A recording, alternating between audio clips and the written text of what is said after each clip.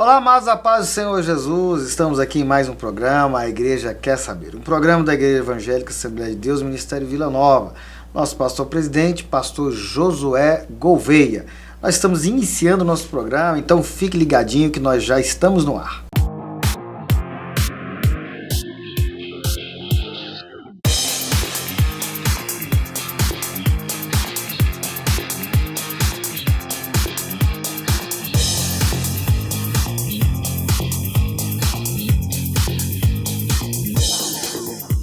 Voltamos aqui com o nosso programa, A Igreja Quer Saber, e hoje, mais uma vez, nossos companheiros, pastor Edmar e pastor Marcel. É uma alegria para nós receber você aqui, pastor Marcel.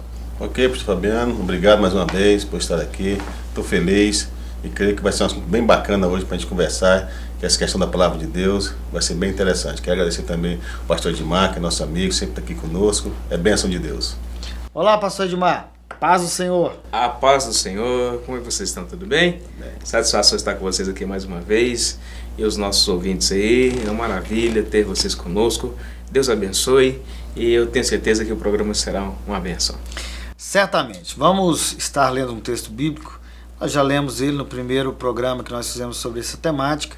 Mas vamos ler esse mesmo texto, porém, apenas um versículo desse texto, para nós meditarmos hoje, continuarmos meditando na eficácia da palavra de Deus. Está em Hebreus 4:11, diz assim: Procuremos, pois, entrar naquele repouso, para que ninguém caia no mesmo exemplo de desobediência, porque a palavra de Deus é viva e eficaz, mais penetrante que a espada de dois gumes, e penetra até a divisão da alma e do espírito e das juntas e medulas, e é apta para discernir os pensamentos e intenções do coração. Muito importante esse texto. Hoje nós queremos tratar sobre a palavra de Deus na questão das promessas, pastor Edmar. Eu penso, e a gente tem visto isso ao longo do tempo, que as pessoas confundem muito essa questão das promessas, né? E muitas vezes utilizam-se da própria palavra de Deus. Todas as promessas que estão na palavra de Deus vão se cumprir na sua vida. Evidentemente nós sabemos que as promessas de Deus se cumprirão nas nossas vidas. Agora, como que nós podemos ver essa questão das promessas à luz da Bíblia? Bom, à luz da Bíblia, quando nós falamos de promessas, uma das coisas que é importante nós observarmos aí é que, acima de tudo, está ligado primeiramente à questão da salvação. Na verdade, a gente tem que engrandecer muito a Deus mesmo, porque acima de tudo a prioridade é salvação. Mas Jesus, o próprio Deus, na inspiração da palavra, ele deixa algumas diretrizes para o cumprimento da promessa, mas nunca essas promessas estão desvinculadas da obediência, da submissão e da humildade perante Deus. Esse cuidado, eu acho que é um cuidado que tem que se observar. Mas isso também não dá a ninguém a condição e a possibilidade de querer forçar uma realidade de promessa. Eu acho que, acima de tudo, a consciência tem que ser essa. Estou salvo. Essa é a grande relevância da promessa. O que vem disso daí é lucro. Muito bem. Pastor Marcel, quais são as promessas que nós podemos, à luz da Bíblia, entender que é uma promessa de cunho pessoal? De cunho pessoal, falar sobre promessas, principalmente as promessas de Deus para o seu povo, é algo que tem que ser muito bem interpretado. Primeiro, não tem que entender o seguinte, pastor Fabiano, que Deus é aquele que promete e cumpre, ponto, né? Mas existem as promessas que são condicionadas e as incondicionais. Isso é a palavra de Deus que nos diz. Quais são as promessas que são condicionais? É aquelas promessas por obediência, né? São promessas condicionais. Se meu povo, que se chama primeiro meu nome, orar, buscar, se arrepender dos seus pecados, né? Então, quer dizer, isso são promessas condicionais. Se aquele vier até mim crendo, esse será salvo. São promessas condicionais de Deus. Quando nós olhamos para algumas promessas, estou só citando alguns para poder um pouco nortear esse nosso entendimento. As promessas incondicionais são promessas de Deus que vai se cumprir independente de nós querermos ou não. Tipo, a promessa da eternidade. Todos vão para a eternidade. Vocês concordam? Lógico que vão. Um para a eternidade no céu, outro para a eternidade no inferno, né? São promessas incondicionais. Tem céu? Tem. Tem inferno? Tem. promessas incondicionais. O diabo será preso por toda a eternidade. São promessas incondicionais, independe de qualquer coisa. Promessas incondicionais, se você for analisar, tipo assim, Jesus vai voltar? Vai voltar. São promessas incondicionais. São promessas que tanto faz você crer como não crer, vai acontecer. As condicionais, que é nós, no relacionamento com Deus, é aquele que você trabalha na obediência. Né? Se você for obediente a Deus, se você for santo na presença de Deus, se você for uma pessoa que trabalha na obra de Deus, é lógico que Deus vai nos abençoar. Mas o maior problema de entendimento, que promessas são essas? É bens materiais?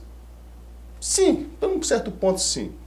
Mas são promessas de vida eterna, são promessas de paz, são promessas de alegria no meio da tribulação, no meio da guerra. Isso é promessa de Deus. Jesus, quando chama os seus apóstolos, fala, o negócio é o seguinte, vocês vão seguir, não tem problema.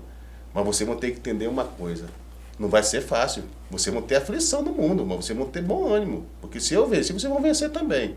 Né? Jesus falou assim, olha, as raposas têm seus covis, os pastos têm seu ninho, mas o filho do homem não tem nem um dinheiro na cabeça. Quer me seguir? Pode seguir, não tem problema. Jesus nunca disse que seria fácil as coisas de Deus, principalmente na questão do reino. Então, as promessas de Deus, elas são condicionais e incondicionais. O que nós temos que entender que Deus, ele nos concede os bens, como muitos usam para isso, exatamente, ele nos concede segundo a sua vontade.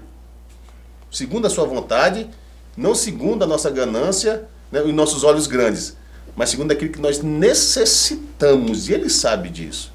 Então, o que está invertendo hoje é que nós estamos colocando Deus na parede e dizendo, quero isso, quero aquilo, quero aquilo. Isso não é interessante. Aliás, utiliza muito aquele texto de Paulo, pastor Edmar, onde lá em Efésios que ele fala, né?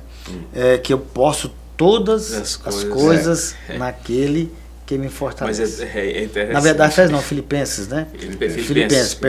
Filipenses, onde ele vai dizer que eu posso todas as coisas daquele que me fortalece. Mas se você não lê o contexto, o que precede a isso, né?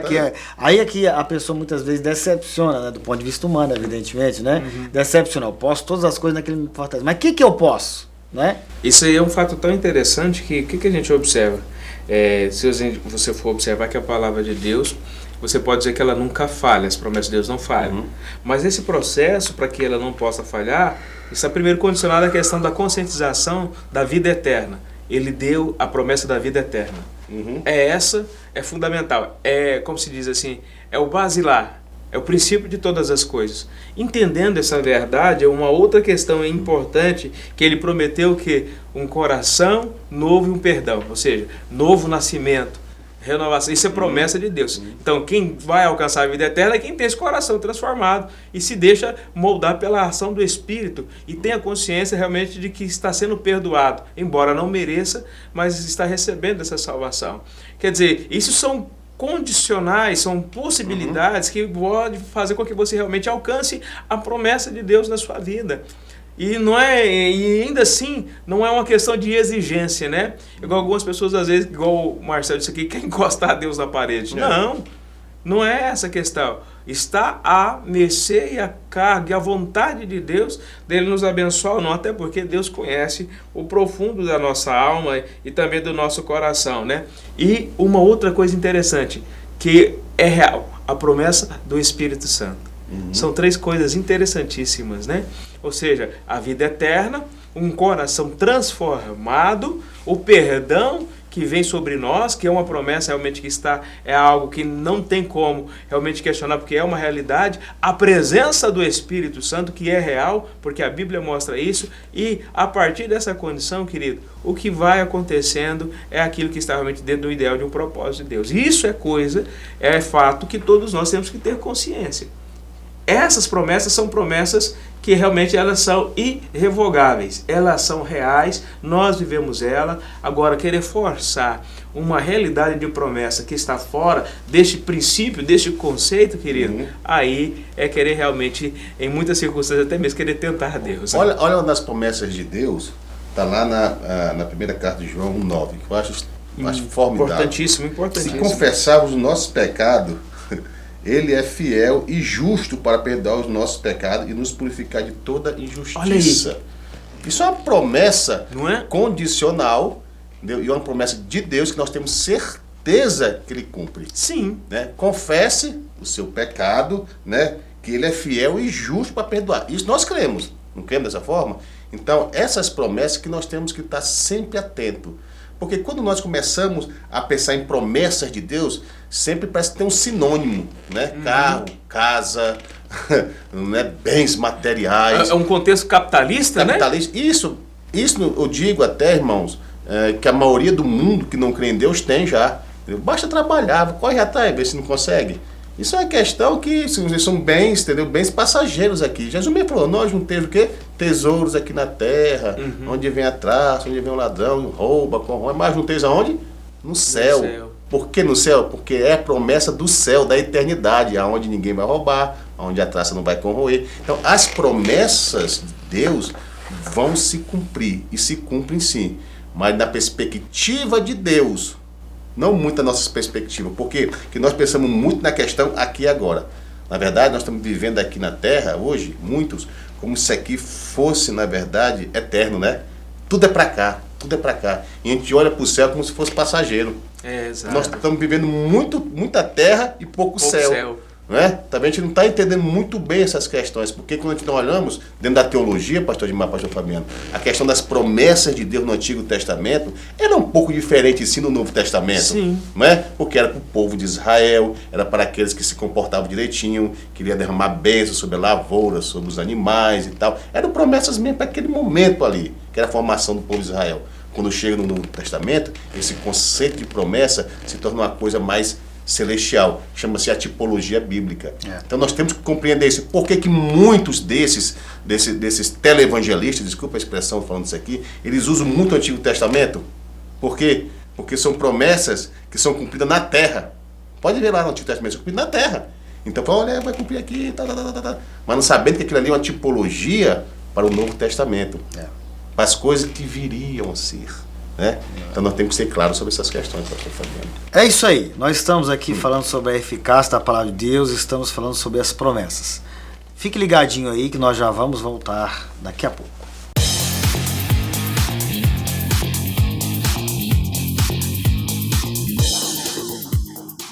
CEPEGO, venha para o Seminário Pentecostal de Goiás. Cursos: Teologia Ministerial Presencial, Básico em Teologia Presencial por Extensão, Básico em Teologia por Correspondência, Gestão Pastoral, Missiologia, Capelania. Estamos esperando por você. Rua 215, número 293, Setor Leste, Vila Nova. CEPEGO, ensinando para uma nova vida.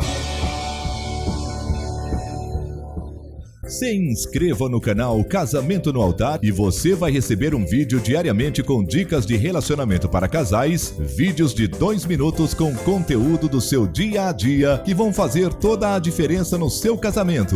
Não perca tempo, se inscreva no YouTube ou pelo número 998221590. Casamento no Altar, fazendo a diferença no seu dia a dia para você e sua família.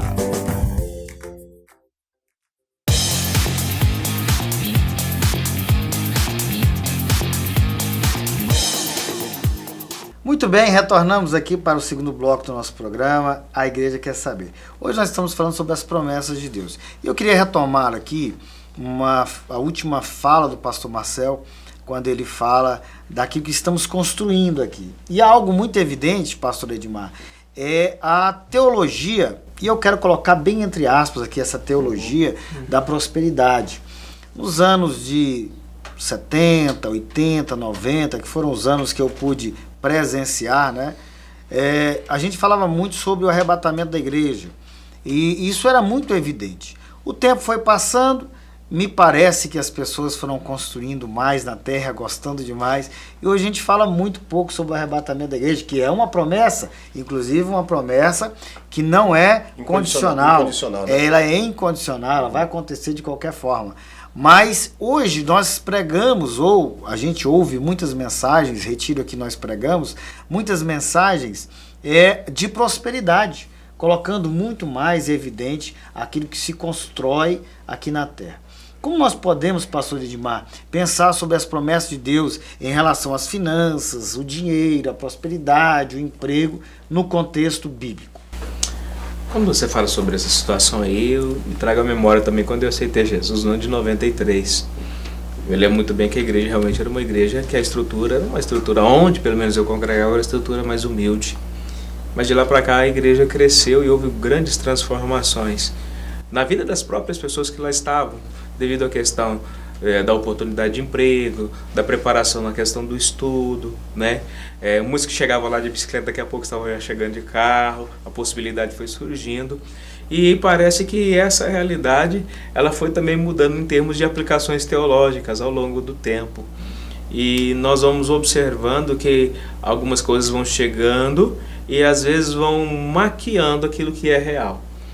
Prosperidade é uma coisa importante que todos têm acesso, mas o que a gente precisa tomar muito cuidado é uma palavra que se diz o seguinte, que quando se fala que o dinheiro é a raiz de todos os males, mas a verdade está ligada à questão no sentido de você ter isso como princípio, né? De ter ele como prioridade. O que a Bíblia nos fala é o seguinte: buscar o reino de Deus e a sua justiça e as demais coisas serão acrescentadas. Esse cuidado a gente precisa ter. A prosperidade ela é direito de todos, mas ela tem que ser observada de que maneira e a que preço ela vai ser alcançada. Vai ser alcançada na submissão a Deus ou ela vai ser alcançada tendo Deus em segundo ou terceiro plano? É esse que é o fato, às vezes, que eu penso que às vezes a gente precisa observar em relação a isso. Porque a Bíblia nos dá o mapa e a direção certa. Jesus orientou sobre isso. No Antigo Testamento, como você pode observar, nós falávamos isso nos bastidores, estava uma realidade de um contexto muito terreno, né, para aquele momento, porque aquele povo veio de uma realidade de escravidão e estava melhorando a sua vida em termos de ter realmente o seu espaço na terra. Há uma promessa, uma teologia da terra ali muito bem estabelecida, mas nunca vinculada somente a ela. O princípio maior está ligado à comunhão com Deus, à vida com Deus e à submissão às leis de Deus. Tem um texto maravilhoso, pastor Marcelo, você mencionou algo aí que me levou a pensar nele, que é Eclesiastes capítulo 9. Lá diz o seguinte, que todas as coisas acontecem, ou todas as oportunidades, algumas traduções trazem isso, estão disponíveis a todos, ao bom e ao mal, ao justo e ao injusto, ao que sacrifica quanto ao que não sacrifica. Então, a questão da oportunidade está disponível. Uma pessoa que é ímpia, que nem conhece a Deus, né, a sua essência, ele pode ser rico, multimilionário, é uma oportunidade, a forma com que ele ganha é outra coisa, mas que a oportunidade está disponível, está. O próprio Asaf, quando ele escreve o Salmo 73, e ali a gente vê nas palavras dele a angústia que ele sofre, ele fala assim, olha, meus pés quase desviaram de ver o ímpio e a sua prosperidade, e eu aqui que sou dizimista, sirvo a Deus no templo, estou cada dia mais pobre. Então, a gente precisa repensar a questão das promessas de Deus nessa área. Perfeito, pastor Fabiano, perfeito. E isso é uma coisa lógica diante dos olhos de todos, né? Se você for colocar isso diante de uma balança, se o cristianismo fosse para enriquecer, o mundo já teria se convertido há muito tempo, né? Muito bom. Então nós temos que entender que não é isso, porque o reino de Deus não é o que? Não é comida, nem bebida, mas justiça, paz e alegria no Espírito, alegria no Espírito Santo. Estava lendo um livro, na verdade, em aonde um pastor de um país desenvolvido, né, chega para um pastor de um país desenvolvido, chega para um pastor de um país subdesenvolvido, como na África, e fala o seguinte. O pastor chega e diz para ele assim: pastor, nós estamos orando muito por vocês, estão sendo assolados por essa pobreza, a igreja de vocês está sendo assolada por essa pobreza aí na África, né, passando por diversas situações difíceis, nós estamos orando demais por vocês. E ele falou assim: engraçado, pastor, nós estamos orando demais por vocês também, que estão vivendo essa teologia da prosperidade que está afastando vocês de Deus, né? Então, na verdade, tem um sentido bem interessante aí, nessa colocação, que realmente nos faz refletir. O cristianismo, servir a Jesus, andar com Jesus, na verdade, não é nada disso. Todos podem conquistar os bens eu sempre digo isso. É lógico que Deus abençoa, é lógico que Deus abre portas, nós sabemos disso. Da estratégia. Né? Nós sabemos disso. Sim. Mas não é essa coisa exacerbada, exagerada, né? Onde parece que tem um baú celestial sempre aberto para aqueles que vão lá, pede Deus, Deus vai lá, abre o seu baúzinho aquela celestial. Famosa chave, né? Se você for analisar dentro de um contexto, irmão, olha como é interessante, um contexto bíblico, de todos aqueles que seguiram Jesus, todos aqueles que foram até Deus, eles não tiveram um fim muito interessante. Jesus, quando vem à Terra, ele chama para si quantos apóstolos? Os 12 apóstolos, não é isso? Se você for fazer uma análise, que tinha apóstolos ali, como Pedro, como Mateus, que era coletor, Pedro, que era pescador, dentro de um contexto de hoje, eram empresários. Era pessoal que trabalhava exatamente como um governo federal, tipo assim, na Receita, um fiscal, né? Eram pessoas bem-sucedidas. Isso é um contexto histórico, não tem como te negar isso. E eles deixaram tudo para seguir a Jesus. E é tão interessante que Jesus falou, olha, o fio da espada vai passar por vocês. Olha que prosperidade, entendeu? Mas na eternidade estarão todos comigo. E aí acontece o seguinte, quando começam a andar com Jesus, desses apóstolos, irmãos, só um, entendeu? Não teve um fim trágico como os demais.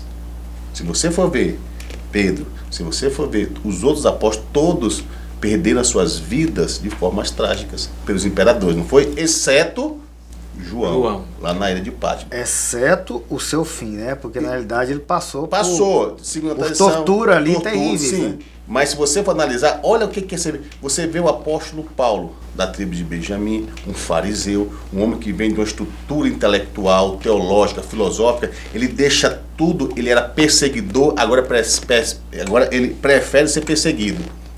Olha como é que muda as coisas, parece uma loucura. Então todos que foram até Jesus, todos que foram até Deus, se você for ver os profetas também, todos foram um negócio, vamos dizer, uma expressão terrível. Terrível. Então se Jesus estivesse hoje aqui mesmo, em vida, assim, em carne, assim, como um termo no Novo Testamento, chegasse, olha, você quer me seguir? Marcelo, deixa isso, deixa aquilo, vamos, vem. Irmãos, o negócio seria diferente. Então, essa teologia, pastor Fabiano, da prosperidade, eu vou ser bem sincero, ela é uma teologia furada. Na prosperidade, porque ela trabalha na prosperidade material só. Ela envenena. Ela envenena o conceito genuíno, bíblico, de né? cristianismo, espiritual, né? Da coisa boa de servir a Jesus. E é tão interessante, né? Quando você fala sobre isso, Marcelo, que na verdade, quando ela envenena, ela põe em xeque justamente a questão do relacionamento. Entre o próximo. Porque, não é? Paulo, gera na verdade, disputa, né? Gera disputa. Segunda carta de Coríntios, capítulo 12, né, Paulo fala sobre aquela visão, sobre que ele teve lá no céu, né, que ele foi descer do céu e tal. E depois vem o que? Vem um espinho na carne de Paulo, né?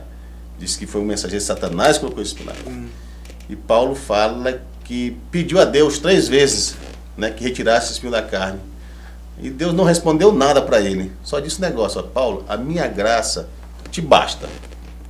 Ponto. Deus não ficou dando satisfação, Deus não falou nada. Aí Paulo diz algo tremendo, irmão, que até hoje é um conflito na minha mente, no meu entendimento, que eu preciso entender isso mais profundo. Ele diz assim no versículo 10, da segunda carta aos Coríntios, capítulo 12, pelo que sinto prazer nas fraquezas, nas injúrias, nas necessidades, nas perseguições, nas angústias, por amor de Cristo. Você se sente prazer nisso, irmão? Olha o conceito de mudança, a inversão, de mente, né? Então eu creio que hoje nós estamos tem muitas pessoas se perdendo nesse conceito da teologia da prosperidade, pastor Fabiano. Certamente. Nós temos que voltar para o evangelho realmente como é que é. Genuíno, olhar para os né? mártires, olhar para o povo que está passando por necessidade mesmo por causa desse amor de Cristo. Isso é prosperidade. Isso é prosperidade. Lógico que nós não entendemos isso. Nós vivemos num país bom. Esse pensamento, pastor Marcelo, de que a tribulação, a dificuldade, a luta, ela remonta lá dos registros mais antigos que a gente pode ter acesso. Quando você vê Jó foi um homem que, segundo o que a própria Bíblia diz, o homem mais próximo da sua época. Né? Ele tinha riquezas, muita riqueza, e os seus amigos ali chegam e falam assim, não, você está em pecado, alguma coisa aconteceu, que você está em pecado, porque não é possível, você está perdendo tudo. Quer dizer, a prosperidade material chama a atenção das pessoas já há muito tempo. E a gente se coloca muitas vezes que a promessa de Deus para a nossa vida, o pastor Marcelo lê um texto aqui que é intrigante em todo ponto de vista atual, que o reino de Deus, ele não é comida nem bebida, porque comida e bebida aqui está falando de todo o sustento, de tudo isso, mas está dizendo o seguinte, não se preocupe com essas coisas que são efêmeras, passageiras, você vai utilizar isso quando você tiver vida. A verdadeira prosperidade está em paz na sua vida, está no sentimento que Deus cuida do nosso sentimento, na alegria no Espírito Santo, no prazer de viver para Deus. Então a teologia da prosperidade, ela vou usar o termo que o pastor Marcelo é uma furada na realidade, né? É um saco sem fundo, porque na realidade Deus tem sim, eu acredito sim que Deus tem o melhor para nossa vida. E é condicional. Lá, então, já que nós vamos falar no Velho Testamento, Deuteronômio 28. Se você crer e obedecer, é condicional. Né? Se nós vamos para si aí, né? Se nós viermos aqui, vamos para o Novo Testamento então, Marcos 16. Se você crer, os sinais vão te seguir. Né? Então tudo é condicional àquilo que nós obedecemos. Então precisamos ter toda a cautela necessária, pastor Edmar, para que a gente não confunda as promessas de Deus com isso. Esse cuidado ele tem que ser muito observado, essas situações da prosperidade, para que você, na verdade, você não entre num caminho de autoexclusão de alguns irmãos que fazem parte da nossa igreja. O nosso contexto hoje, quando a gente fala sobre isso, não é pejorando, mas é uma realidade que o contexto maior, da soma maior da igreja, são feitos de pessoas de poder aquisitivo mais baixo. Mas isso não quer dizer que eles estão ausentes da prosperidade que venha da parte de Deus. A prosperidade está ligada à questão que o Marcelo começou até a falar aqui, sobre a questão da paz, da comunhão, da alegria, da fidelidade. Esses são princípios. Eu vi um outdoor uma vez e eu achei interessante que ele diz assim, que tem gente que é tão pobre, que a única coisa que ele tem é dinheiro. Perfeito. Importante isso aí. Muito bem, um assunto um tanto quanto maravilhoso até, né, que nós podemos falar aqui hoje sobre a eficácia da palavra de Deus. É evidente que nós não temos condições aqui de esgotar todo o assunto. Ele é muito extenso e muito profundo, como já dissemos. Mas nós louvamos a Deus pela vida do pastor Marcelo, do pastor Edmar, que teve a disposição de falarmos sobre isso aqui. E nós estamos também encerrando o nosso ano. Queremos agradecer a Deus pela vida de todos aqueles que estiveram conosco durante esse período. Quero desejar a todos um 2018 repleto das bênçãos do Senhor. Deus abençoe, pastor Edmar. Deus abençoe, pastor Marcelo. Faça as suas considerações. Obrigado, pastor Fabiano, mais uma vez. Fico feliz por poder estarmos aqui contribuindo, né, para essas questões que é tão importante. E também a todos que estão aí nos assistindo.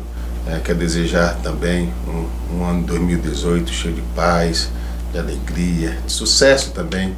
Tudo isso vinculado a esse Deus maravilhoso que tem nos sustentado até hoje. Então sou grato também ao nosso ministério, né, ministério que sempre está ali, as portas abertas para nós, né? Que é o Ministério Vila Nova, e o pastor Josué também, que tem confiado esse trabalho a nós. Obrigado. Amém. Pastor Edmar. Quero encerrar aqui e agradecer a oportunidade desse 2017 que nos foi dado. Quero desejar a todos um 2018 e lembrar, querido, que na vida, enquanto tivermos vida, sempre há possibilidade de melhoras. Então, um abraço a todos e faça dessa oportunidade a melhor oportunidade da sua vida. Deus abençoe a todos. Amém. Deus abençoe a todos do Ministério Vila Nova, nosso pastor presidente, e um 2018 repleto das bênçãos do Senhor.